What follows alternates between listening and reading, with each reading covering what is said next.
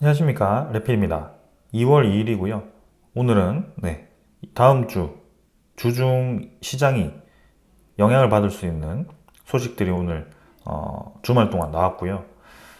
설 연휴 마지막 날인데 딱 이제 영향을 크게 줄 수 있는 소식들이 나왔기 때문에 거기에 대해서 좀 정리를 하고, 그리고 그 소식에 의해서 두산 에너빌리티가 어떻게 영향을 받고 어떻게 또 대응이 되어야 하는지, 그리고 진짜 이 상황들이 정말 이제 좋지 않은 방향으로만 갈 건가, 혹은 또 대안이 있는가, 그런 것들을 좀 전반적으로 살펴볼 필요가 있어서 한번 이렇게 정리를 좀 해보려고 합니다. 오늘도 여러 가지 소식들을 가져와 봤고요. 먼저 우리가 봐야 되는 소식은 우리가 집중했던 소식이죠. 미국의 물가 지표입니다. 그래서 1월 31일에 이제 발표가 되었고요. 미국의 12월의 PCE 지표가 발표가 되었습니다. 예상치에 부합을 하면서 다행히 시장이 좀 긍정적으로 반응을 했습니다. 제가 이제 전 영상에서도 계속 언급을 드렸듯이 이제 미국의 인플레이션 우려가 다시 부각이 된다면 상당히 이제 부담스러울 수 있다라고 계속 말씀을 드렸는데요. FOMC는 그런 부담감을 떠안고 기준금리를 내리지 않고 동결을 했습니다. 다음 기준금리도 동결을 할 가능성이 상당히 높은데요. 이 물가 지표, 개인 소비 지출, PCE 지표는 FOMC가 특히 주목하고 있는 지표 중에 하나입니다. 그래서 12월에 이제 지표가 발표가 되었는데, 일단 전년 동월 대비해서 2.6%가 상승했다라고 되어 있습니다. 11월 상승률에 비해서 0.2%가 높았다. 요거는 이제 예상치에 부합하는 그런 지표였고요. 에너지와 식료품을 제외한 물가 지표는 2.8%가 되었고 11월과 동일하다라고 합니다. 그래서 예상치에 부합했기 때문에 시장에서 긍정적으로 볼 수는 있지만, 그러나 이게 사실 PC 물가 지표가 떨어지는 추세가 아니라 이제 떨어졌다가 점점 반등하는 추세에 지금 위치를 하고 있습니다. 그래서 어떻게 보면은 근원 물가는 지금 전월 대비 일치는 했지만, 이 근원 물가 제외 에너지 포함을 하면 오히려 물가 지표의 상승률이 올라갔습니다. 그러니까 애시당초 예상치가 올라가는 추세로 예상을 했기 때문에 부합을 했던 것이고요. 부합은 했지만 썩 뭔가 기분이 그렇게 좋지는 않은 그런 물가 지표입니다. 그래서 여전히 미국의 이 물가 지표는 강하다. 언제든지 이 인플레이션에 대한 그런 우려감이 있다는 것을 다시 한번 확인을 했습니다.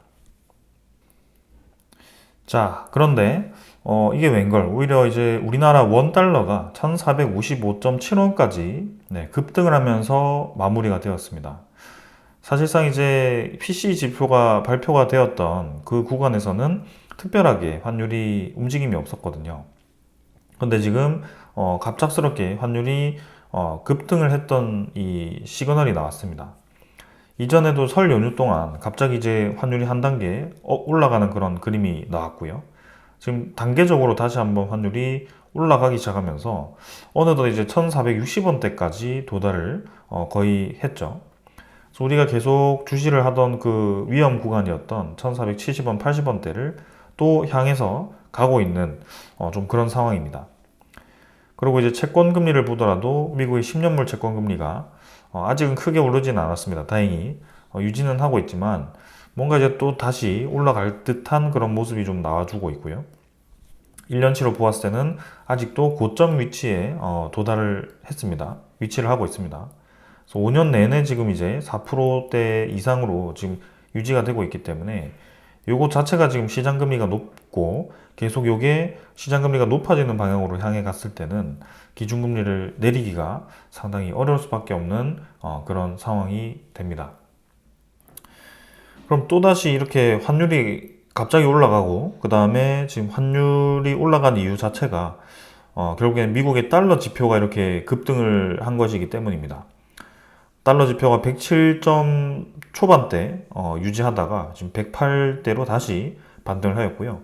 이 영향 때문에 전반적인 이제 모든 환율 자체가 올라가게 되는 그런 상황이 벌어졌습니다. 무엇이 또 이렇게 환율을 높게 만들었냐? 네, 모두가 잘 알고 있는 그런 소식일 것 같습니다. 중국보다 동맹 더 세게 때린 트럼프, 관세, 보복 관세, 재보복, 악순환이 다시 시작되었다. 그래서 오늘 날짜로 트럼프가 캐나다와 멕시코에 관세를 매겼습니다.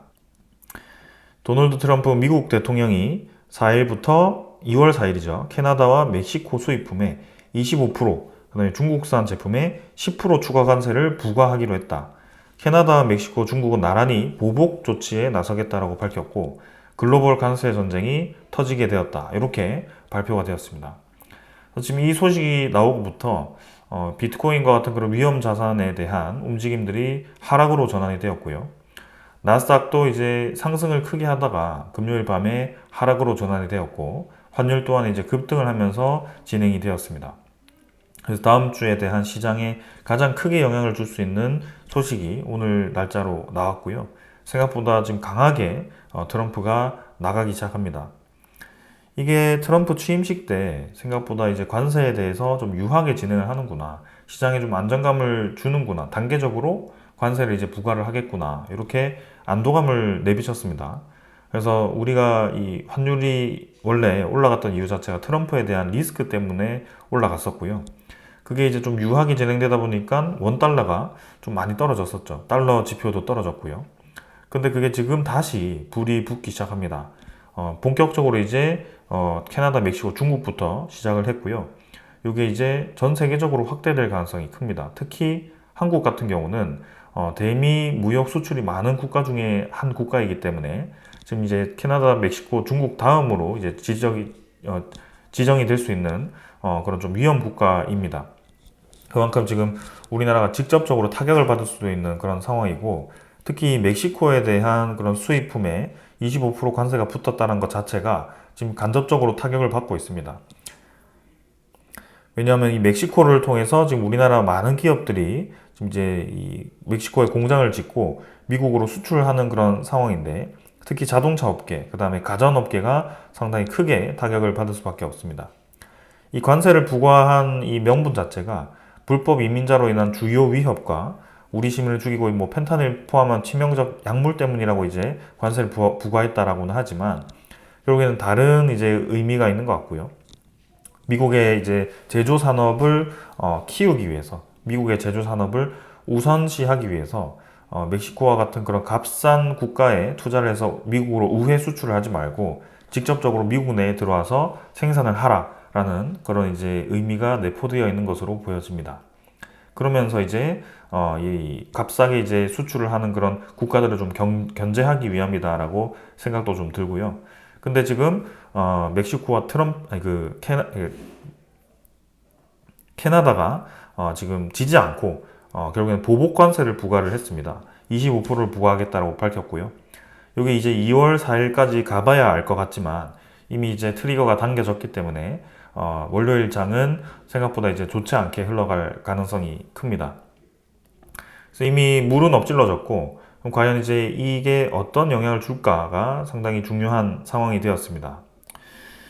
아무래도 우리나라 입장에서는 가장 부담스러운 것은 지금 환율입니다. 이 환율 자체가 거의 IMF 수준까지 지금 올라와 있는 그런 상황 속에 우리나라가 지금 이 3월에 2월에 기준금리를 내릴 것이다라고 예상을 많이 하고 있거든요. 그래서 이전에는 환율 때문에 기준금리를 내리지 못했는데요. 그게 다시 환율이 치솟기 시작했기 때문에 제가 이전 영상에서는 환율이 좀 떨어져서 기준금리를 내릴 수 있는 그런 명분이 좀 생겼고 그다음에 강달러에 대한 지표가 좀 낮아진다라고 한다면 우리나라는 상당히 긍정적이다. 그래서 왜냐하면 미국도 이제 금리를 떨어뜨릴 수 있는 그런 명분이 생기는 거고 그 자체가 이제 강달러를 약하게 만들기 때문에 우리나라 환율도 안정화될 가능성이 크다라고 얘기를 드렸는데 지금 그 자체가 완전히 무산될 수 있는 소식이 나왔습니다. 그래서 관세 자체가 지금 이제 이 물가 자체를 높이는 거죠. 서로의 이 물품에 수입 물품에 관세를 붙여서 그만큼 이제 물건을 비싸게 만들겠다. 한마디로 말하면 그 수입품에 대한 경쟁력을 떨어뜨리겠다라고 얘기를 하는 거죠. 가격 경쟁력을 떨어뜨려서 자국산의 이 제품에 좀 더 경쟁력을 키우겠다. 혹은 그런 생산 기지를 우리나라 내부로 끌어들이겠다라는 의도 같습니다. 근데 이 자체가 당장 물가를 끌어올려서 이 CPI 지표라든지 혹은 CPI 지표 같은 것을 PC 지표죠. PC 지표 같은 것을 끌어올리게 된다면 이제 시장에서는 충격을 받게 될 거고요. 당장 우리나라 환율만 문제가 아니라 미국의 채권 금리, 10년물 채권 금리, 시장 금리가 치솟을 가능성이 큽니다. 그래서 채권 금리가 이렇게 올라간다는 것 자체가 결국에는 미국의 채권 가격이 떨어진다는 뜻이고요. 요게 점점 이제 채권 가격이 떨어진다고 했을 때는 채권에 대한 투매가 나올 가능성이 큽니다. 그러면 채권 금리가 계속 올라갈 거고 기준금리도 올라가야 될 수밖에 없는 상황이 생길 겁니다. 그래서 많은 이제 이 은행권들, 그다음에 전문가들이 경고를 하고 있는데요. 국채금리가 5.5%까지 올라갔을 경우에는 경제 공황이 올 수도 있다라는 그런 우려감을 내비치고 있습니다. 왜냐하면 미국의 이 채권 자체가 매각이 된다라고 하는 것 자체가 예산안 편성에 좀 우려가 있다는 뜻이고, 재정 적자가 계속 일어나면서 이제 다시 돌아오는 그런 부동산 만기, 그죠? 특히 상업용 부동산 만기에 대해서 대응을 하기 어려울 수도 있다라는 예상을 좀 하고 있습니다. 점점 이게 트럼프가 본인의 이 이빨을 드러내면서 관세 전쟁을 본격화시켰을 때 이제는 이 미국에 버틸 수 있는 체력이 있을까? 2017년과 2024년은 완전 다른 상황이거든요. 미국의 국가 부채가 규모 자체가 다른 것이기 때문에 특히 재정에 대한 예산 자체가 부족한 상황에서 이렇게 이제 서로 물고 뜯는 그런 상황을 만들었을 때 미국 내에 있는 상업용 부동산과 같은 그런 아주 큰 부채가 버틸 수 있을 것인가? 이게 상당히 큰 우려감이 있습니다. 그래서 우리가 이러한 지표에 대해서 주시를 할 필요가 있고요. 특히 이 시장 금리가 치솟았을 때는 상당히 이 금융시장 전체에 큰 파장을 줄 수도 있기 때문에 계속 주시를 해야 되는 지표 중에 하나입니다. 자, 그래서 단기적으로는 크게 흔들리지는 않을 겁니다. 왜냐하면 일부 국가들에 대해서만 부과를 했고, 그게 중국 특히 60%까지 부과한다라고 했던 중국에는 아직 10%이기 때문에 좀 더 시간을 두고 봐야 되겠지만, 이게 이제 번진다라고 이제 우려를 했을 때는 상당히 크게 시장이 흔들릴 수 있다. 그리고 한국도 직접적으로 타격을 받을 수 있는 이 상황이 만들어졌기 때문에 적절한 이제 준비가 필요해 보인다. 자, 그래서 지금 우리가 지금 이렇게 좀 보고 있고요. 거시적인 시장 자체는 굉장히 불안하다라고 계속 말씀을 드리는 거죠. 네, 그래서 이 거시적인 시장 자체가 내일 코스피가 2%대까지 이렇게 떨어진다라고 했을 때는 두산 에너빌리티도 같이 지수가 밀릴 수밖에 없습니다. 그래서 당장에서야 단기간에 좀 많이 올라와 있는 상태에서 이렇게 지수가 내리는 것이기 때문에 충분히 떨어질 수 있는 그런 상황이고요. 그렇다고 속절없이 크게 무너지지는 않을 거다라고 생각이 듭니다. 그래서 그럼 이제 우리가 어떻게 대응을 해야 되느냐라는 생각을 하게 되는데, 그러면 트럼프에 대한 관세 폭탄을 막기 위해서 다른 국가들은 어떻게 하고 있는가라고 생각을 해보면, 이제 미국의 에너지라든지 혹은 이제 미국의 그런 이제 이 공장을 지어준다라든지 그런 트럼프의 입맛에 맞는 투자를 결정해주고 있습니다. 특히 일본은 어떻게 움직이고 있죠? 소프트뱅크가 먼저 움직이고 있습니다. 일본의 기업인 소프트뱅크가 미국의 AI에 대한 투자를 아주 크게 진행을 하게 되고요. 그래서 오클로와 같은 그런 기업들도, 오픈 AI에 대한 기업들도 이제 지분을 매입하는 그런 상황을 만듭니다. 그래서 일본도 일본대로 이제 미국 내에 있는 AI에 대한 영향도를 높이고, 그다음에 지분 투자와 그런 큰 자금 투자를 함으로써 트럼프가 원하는 이제 미국의 산업을 키워줄 수 있는 기반을 마련하는 것. 그게 이제 서로 상충하는 그런 딜입니다. 그래서 우리나라도 마찬가지 그런 식의 이제 움직임이 좀 있어야 될 것 같고요. 그 중에 하나가 이제 산업부 장관이 언급했던 미국의 이제 값싼 천연가스를 대량으로 매입하는 그런 정도가 될 것 같습니다. 그리고 미국 내에 많은 공장들을 이제 지어주는 그런 상황이 되는 건데요. 사실상 근데 미국에다가 공장을 다 지어버리면 우리나라가 이제 굉장히 좀 이 국내에 있는 이 일자리가 좀 줄어들고, 국내 이 경기가 안 그래도 좋지 않은데 국내에 투자할 걸 또 해외로 투자해가지고 계속 이제 이 직원들이 그쪽으로 가는 일자리도 좀 줄어들고 그런 상황이 생길 수 있죠. 그래서 어떻게 보면 좀 이 우리에게는 양날의 검이다라고 생각이 됩니다. 자, 그럼 두산 에너빌리티는 어떻게 되느냐? 결국에는 두산 에너빌리티도 수출 기업 중에 하나입니다.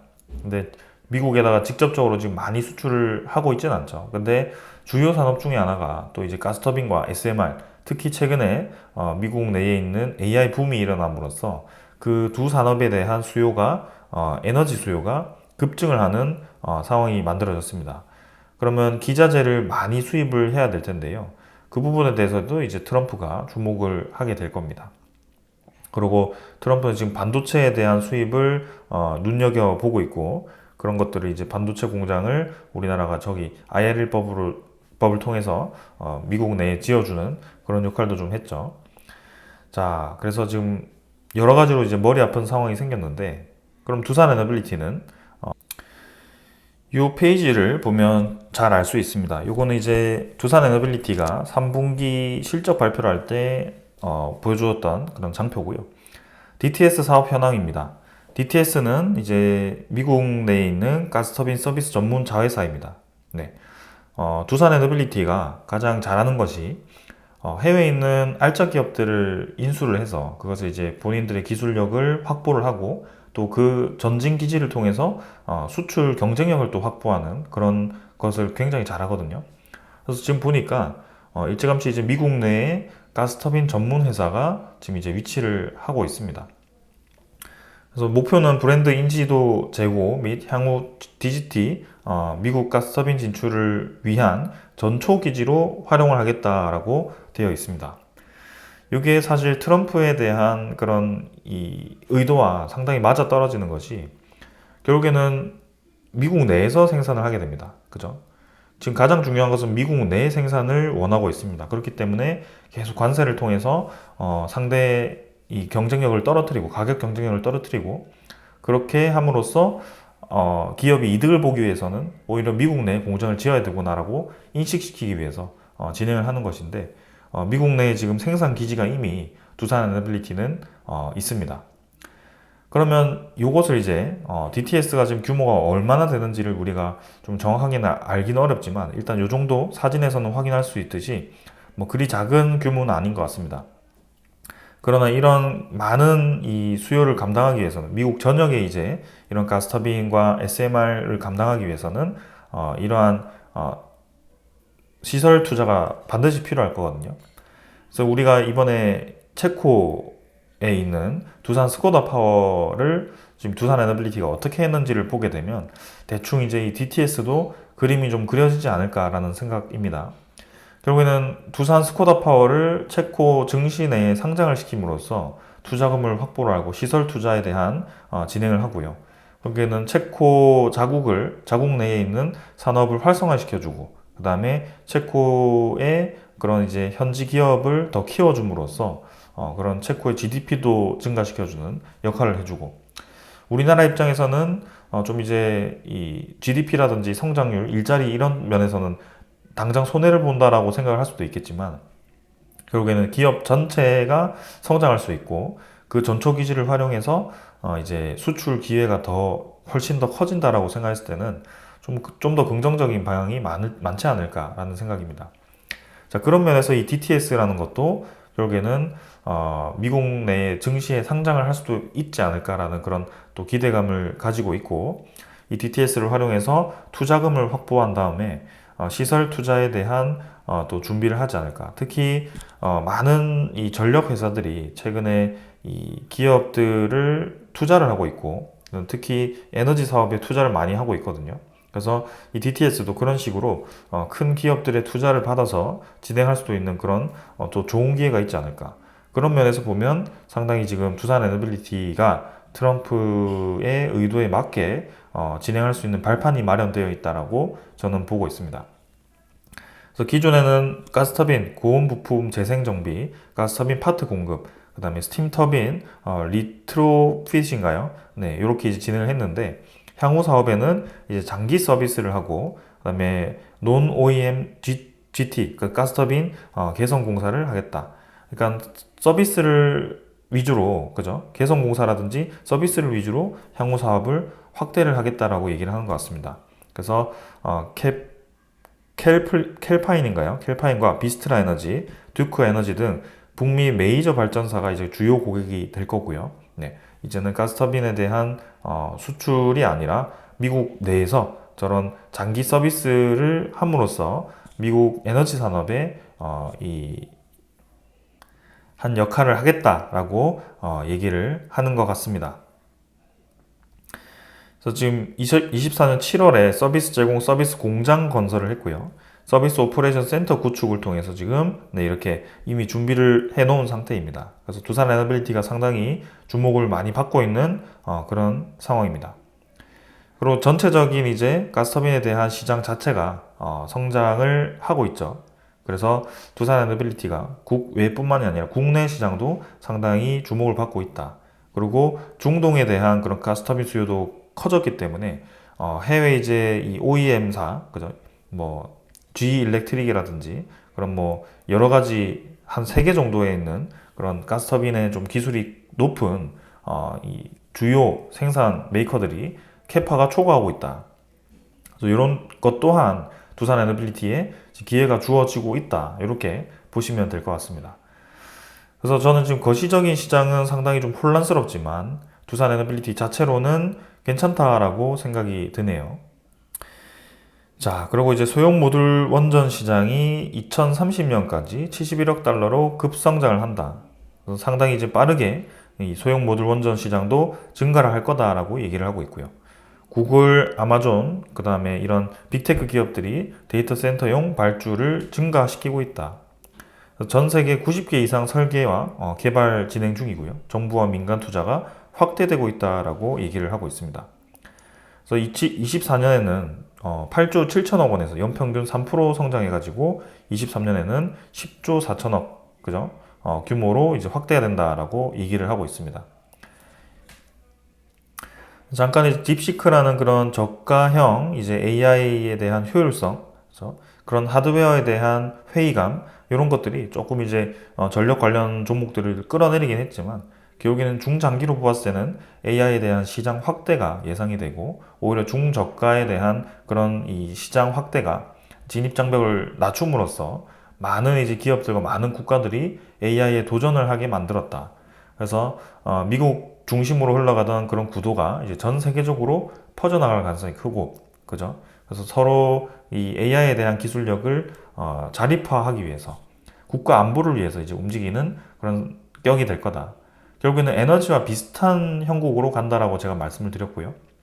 에너지도 특정 국가의 의존도가 높아졌을 때 이번에 러시아를 통해서 많은 교훈을 배웠을 겁니다. 특히 독일과 같은 그런 유럽 국가들이 러시아 가스가 끊겼을 때에 대한 그런 에너지 위기감을 분명하게 느꼈을 거고요. 본인만의 에너지 생산량을 높일 필요가 있다. 근데 그게 꼭 이 신재생에너지와 같은 에너지, 친환경 에너지는 의 자체는 좋지만 이런 전력 이 안정성 입장에서는 상당히 불안정하더라. 그래서 바람이 불면 좋겠지만 바람이 불지 않을 때가 굉장히 어렵고 태양빛이 가려졌을 때가 굉장히 어려운 것이 신재생에너지이기 때문에 거기에 대한 대안이 필요한 상황을 만들어야 된다. 그 또한 지금 AI도 마찬가지입니다. AI도 이 특정 국가 위주로의 서버를 쓰다가 그 서버를 막아버렸을 때 상당히 이제 골치가 아픈 상황이 생길 겁니다. AI를 갑자기 안 쓸 수도 없고요. 그래서 자국의 기술력을 가지는 AI 시스템이 필요하다라는 것입니다. 그런 면에서 증권가에서는 AI 전력주가 여전히 유망하다라고 판단을 하고 있습니다. 그래서 똑같은 얘기인 것 같고요. 네, 증권사에서도 전체적인 시장 자체는 성장을 한다.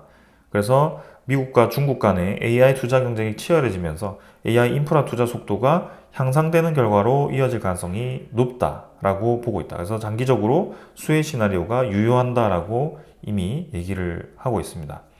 그리고 딥시크에 대한 이런 충격은 일시적이고 당연히 소프트웨어에 관련된 그런 개발이 필요하기 때문에 소프트웨어 관련된 종목들이 좀 더 힘을 받을 가능성은 있겠죠. 근데 전력주가 그렇다고 반대로 계속 내려가지만은 않을 거다. 잠깐 이렇게 떨어지긴 했지만 다시 올라가기 시작할 거다. 그래서 오히려 포괄적으로 AI에 대한 이런 시스템 관련된 종목들이 올라갈 확률이 높아졌습니다.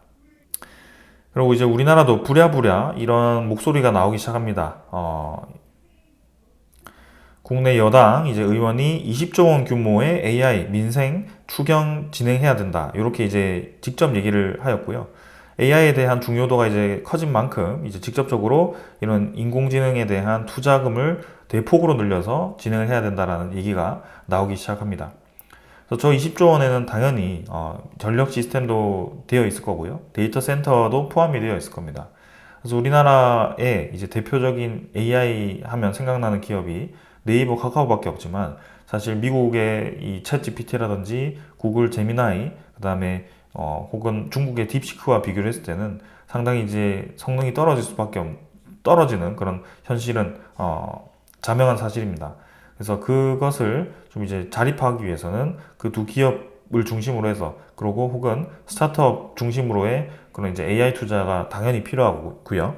그것을 지금 이제 목소리 내서 나오고 있습니다. 자, 그래서 더 이상 이제 에너지는 정쟁으로 활용되어서는 안 됩니다. 에너지에 대한 안정성과 경제성이 반드시 필요하고, 그 다음에 AI라는 이런 산업의 붐이, 4차 산업혁명이 이미 일어났기 때문에 이 AI를 키우기 위해서 어떻게 해야 되는지를 반드시 생각을 해야 됩니다. 그래서 이 신재생에너지에 대한 의의는 좋지만 그 의의를 넘어서 그것을 이제 극단적으로 늘렸을 때 부작용이 어떻게 나타나는지를 우리는 반드시 교훈으로 생각을 해야 됩니다. 독일 풍력 발전량이 감소했다. 그래서 유럽 전력 가격이 급등을 했다. 여기에 대한 얘기를 분명히 우리는 주목을 해야 됩니다. 4개월간 평년 이하 생산이 되었고 전력 수입 확대로 지역 가격이 연쇄 상승을 하고 있다. 해상 풍력 많이 설치하는 건 좋습니다. 바람이 공짜 에너지원인 것도 좋습니다. 그러나 그 공짜 에너지원이 갑작스럽게 우리가 예상치 못하게 바람이 잘 불던 곳에서 불지 않았을 경우에는 어떻게 해야 될 건가? 그 공백을 어떤 다른 에너지로 메워야 될 텐데 그것을 무엇으로 메워줄 건가? 근데 지금 이 전력에 대한 수요 추세가 이렇게 직선으로 올라가는 게 아니라 이렇게 곡선으로 아주 기하급수적으로 늘어나는 구간에 들어가기 시작합니다. 그게 AI가 포함되었기 때문이거든요. 상당히 지금 어렵다. 그래서 분명히 에너지에 대한 안정성을 생각해야 되는데 지금 이렇게 4개월 동안 평년 이하를 생산해버리면 독일과 같이 풍력 발전의 비율이 국가 전체 전력 생산량 비중의 한 20%, 30%를 차지하는 이 국가가 흔들릴 수밖에 없는 그런 상황이 만들어집니다. 그리고 지금 에너지를 설치를 할 때는 에너지 플랜트를 설치를 할 때는 결국에는 수익성이 중요합니다. 이 에너지 플랜트를 깔아주는 이 대기업 영국의 에너지 대기업 쉘이 해상풍력 철수를 한다라고 하죠. 4분기 22억 달러 손상 차손을 했고요. 수익성이 기대를 못 미쳐서 해상풍력을 빼겠다. 그러니까 상당히 지금 수익성이 나지 않는 사업이다라고 하는 것입니다. 값싸게 우리가 짓고 싶지만 저런 기업들에 대한 건설 단가를 맞춰줘야 되고 수익성을 보장해주기 위해서는 당연히 비싸지게 만들어질 수밖에 없고 거기에 대해서는 당연히 해상풍력과 이런 신재생에너지를 건설하는 데 들어가는 비용 자체가 증가할 수밖에 없고요. 그럼 우리나라 구조에서는 한전이 손해를 볼 수밖에 없습니다. 그럼 전기세를 또 올려야 되고요. 계속 그게 악순환이 반복이 되는 상황입니다. 근데 실컷 전기세 올려서 해상풍력 많이 늘렸고 태양광 많이 늘려봤더니 독일처럼 저렇게 갑자기 바람이 불지 않는 상황이 만들어졌을 때는 어떻게 대안을 가질 건가? 여기에 대해서 우리는 생각해야 됩니다. 오히려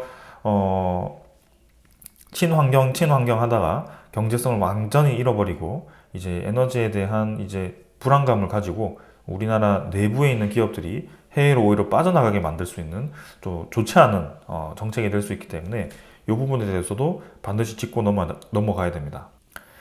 그리고 태양광도 마찬가지입니다. 언제까지 태양이 계속 우리에게 비춰질 거라고 생각을 할 수 없습니다.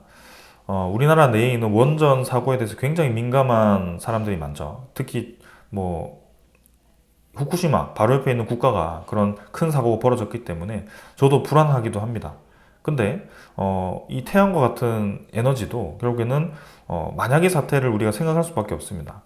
지금 가장 가능성이 높은 것이 후지산이라든지 백두산에 대한 폭발 가능성이 있는 거거든요. 그래서 이미 일본은 후지산에 대한 폭발을 어느 정도 가능성 높게 치고 이제 이 일기 예보도도 이제 후지산 폭발을 염두할 수 있는 그런 이 일기예보로 바꾼다라고 합니다. 시스템을. 그래서 이렇게 많은 큰 화산이 폭발했을 때는 화산재가 모든 도시를 덮어버릴 거고요. 그게 편서풍을 따라서 이게 지구 전체를 돌게 될 텐데 그 또한 이제 지구 온도를 떨어뜨릴 만큼 아주 큰 영향도를 줄 수밖에 없다.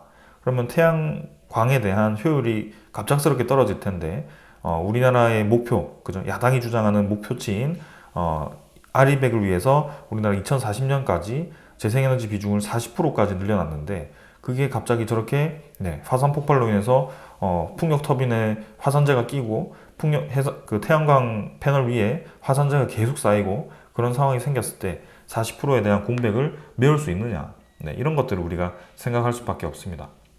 그래서 뭐든지 극단적인 에너지 방향은 맞지 않고요. 적절하게 서로의 위험성을 상충해 줄 수 있는 그런 에너지의 분산이 필요하다고 저는 생각을 합니다. 그래서 그 중에 하나가 지금 이 원전 에너지고요. 특히 그 SMR에 대한 투자가 우리가 반드시 필요하다. 미국이 AI를 투자하면서 왜 SMR을 투자하겠습니까? 같이 연결고리가 있기 때문에 투자하는 것이고요. LNG도 마찬가지입니다. 근데 우리나라는 그 두 개를 전혀 주장하지 않고 있는 아주 큰 야당이 하나가 있습니다. SMR과 LNG를 아직도 언급하지 않고 있고요. 미국에 대한 방향을 반드시 읽어야 됩니다. 그래서 유럽이 왜 지금 고전을 펼치고 있는지, AI의 이 경쟁성에서 왜 떨어지고 있는지, 지금 왜 미국과 중국 중심으로만 흘러가고 있는지를 반드시 깨달아야 됩니다. 자, 그래서 이렇게 좀 정리를 해봤고요. 전체적으로 한마디로 정리해드리면 첫 번째는 결국에는 트럼프의 이빨이 드러났다. 그래서 관세 전쟁이 진행됨으로써 시장에 대한 이 불확실성이 커졌다. 그래서 여기에 대한 거시적인 시장 전망이 좋지 않을 수 있다. 다음 주. 그리고 금리, 그죠? 시장 금리를 주목해야 된다. 미국의 국채 금리에 대한 상승이 계속 이제 촉진이 된다면 상당히 어려울 수 있다. 지금은 관세가 일부 주었기 때문에 우리가 뭐 엄청나게 시장이 전체적으로 폭락한다라고 보기는 어렵겠지만 이제 트럼프의 목표가 있겠죠. 중국에게 10%밖에 부과하지 않았지만 이게 점점 늘어날 수도 있습니다. 그래서 이게 올해 중반으로 갈수록 관세가 계속 치열해지고 전쟁이 치열해지고 그다음에 중국의 경기가 또 나빠지고 미국도 계속 이제 부채에 대한 부담감이 허덕이다가 어디 하나가 이제 터지게 되면 이제 그게 금융위기로 다가올 수 있다. 2017년과 지금은 다르다. 2017년에 미국의 GDP 대비 부채 비율과 지금 미국의 GDP 대비 부채 비율은 완전히 다르다. 미국이 성장을 했음에도 GDP 대비 부채 비율이 120%에 달하고 올해 다가오는 미국의 부채 양이 엄청나게 많습니다. 그 또한 부담될 수밖에 없는데 트럼프가 어떻게 행동하는지에 따라서 달라질 수 있다. 그리고 두 번째는 AI에 대한 이 중국의 견제로 인해서 오히려 AI의 진입장벽이 떨어지면서 전체적인 AI 시장 성장성이 예상이 되므로 이제 전력 시장에 대한 확대는 예상이 된다. 특히 트럼프의 관세의 목적인 이제 미국 우선주의에 맞게 두산 에너빌리티는 이미 미국 내에 있는 DTS라는 그런 자국 기업, 그죠? 가스터빈 기업을 가지고 있고 그것을 투자 확대를 통해서 뭐 나스닥 상장이라든지 이런 걸 추진해서 투자금 확보를 하든지 혹은 뭐 직접적인 투자를 해서 미국 내에 있는 이 생산 기지를 확대를 한다든지 그런 식으로 또 보여주기식의 트럼프에 대한 입맛에 맞는 투자를 보여줄 수도 있다. 그리고 딱 그게 맞아떨어지도록 지금 기반이 마련되어 있어서 두산 에너빌리티는 오히려 저는 좋아 보인다라고 생각이 됩니다. 그리고 주요 고객도 뭐 비스트라 에너지라든지 그런 이 듀크 에너지라든지 아주 큰 전력 기업들이 꽉 이제 주요 고객으로 되어 있기 때문에 또 기대가 되는 산업 중에 하나고 그리고 소형 모듈 원전에 대한 SMR 성장도도 크다. 그래서 상당히 기대가 되고 지금 우리나라가 아리백을 위해서 해상풍력 태양광에 집중을 하고 있지만 결국에는 RE100을 목적으로 하는 게 아니라 RE30이라든지 40 정도로 좀 목표치를 낮추고 현실적인 방향으로 가야 되는 게 아닌가. RE100을 극도로 지금 추진하고 있던 국가들이 이제 예상치 못한 기후 변화로 인해서 상당히 고전을 하고 있더라. 이런 것들을 다 생각을 하면서 진행해야 되고, 우리나라 내부에 있는 이 목소리도 이제 AI에 대한 투자 확대를 외치고 있고, 여기에 적절하게 맞는 전력 시스템을 구축을 하고 데이터 센터 확대라든지 이런 걸 보면 두산 에너빌리티가 또 한 번 관심을 받을 수밖에 없다. 그래서 거시적인 시장과 이제 기업의 성장성이 올해도 계속 이어질 것 같고요. 두산 에너빌리티 일단은 성장성에 더 집중을 할 수 있을 것 같습니다. 그래서 3월까지 좋은 소식을 또 기다려 봐야 되기 때문에 내일 증시가 내려서 좀 이제 주가가 좀 떨어지더라도 저는 뭐 장기적인 상승, 그죠? 예상할 수 있을 것 같습니다. 시장이 크게 무너지지만 않으면 되기 때문에 거기에 대해서 좀 조심스럽게 접근을 계속 해보겠습니다. 오늘 여기까지 하겠습니다. 감사합니다.